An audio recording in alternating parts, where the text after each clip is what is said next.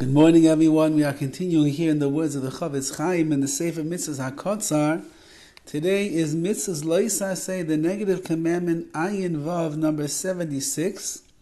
Shelo lahachshir lechaveiro b'shum davar, a person should not cause his friend to stumble at all, not in anything, as we'll see the different parameters of this case. Shenemar, it says in the Torah, V'lifnei iver loisitein michshel, in front of a blind person, you are not allowed to put a stumbling block.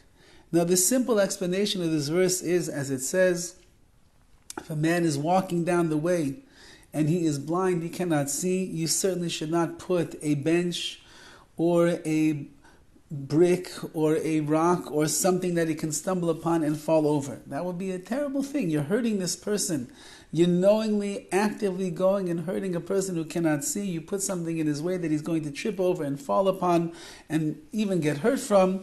You're not allowed to do that. That's common sense. However, says the Horowitz, based upon the words of Chazal even more, it means to say like this: if this person is blind in a particular matter, not the blind man literally who's walking down the street, however, the blind person figuratively who is blind in a certain area of life, and he comes to ask you advice. You're not allowed to give him advice which is not appropriate and is not proper. You must give him the advice that is going to be right for him under the circumstances. This includes everything that he comes to ask advice for. Whether he's asking you financial advice for his business, perhaps for his home, mortgages, different things that he might be asking about. So too, when it comes to the matters of Torah, for his ruchnius, his spirituality, the kedusha of his house, his learning, his davening, raising his family, all the important things in life. No matter what the man is asking you or the woman is asking you, you must give them advice, a sound advice that is going to help them to be able to do the right thing.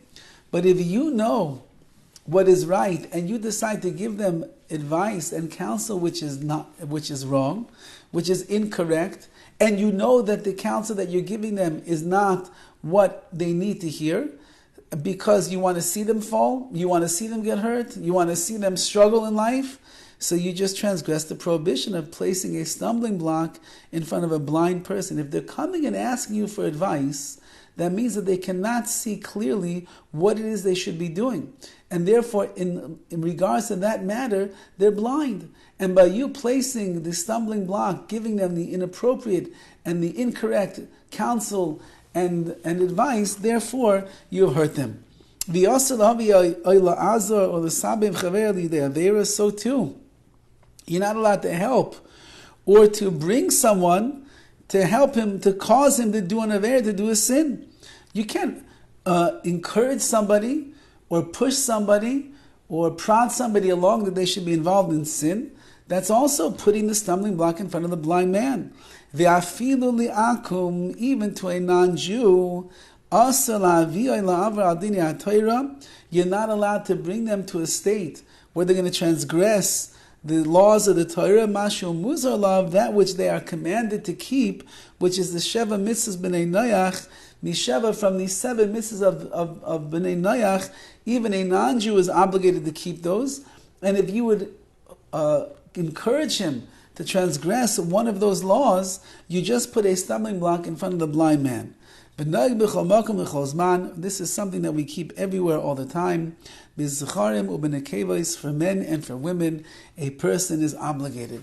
There is a beautiful story with Rav Mendel Kaplan, who was one of the great Gedolim from Europe who came to America in the early, I believe, 1930s, 40s, and he became a very beloved and respected Rebbe in yeshivas here in America.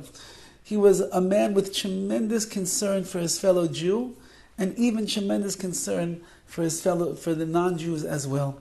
And he once came to the body shop to get his car fixed, to the mechanic, and as he walked in, he was the only religious Jew that was there, everybody else was non-Jewish.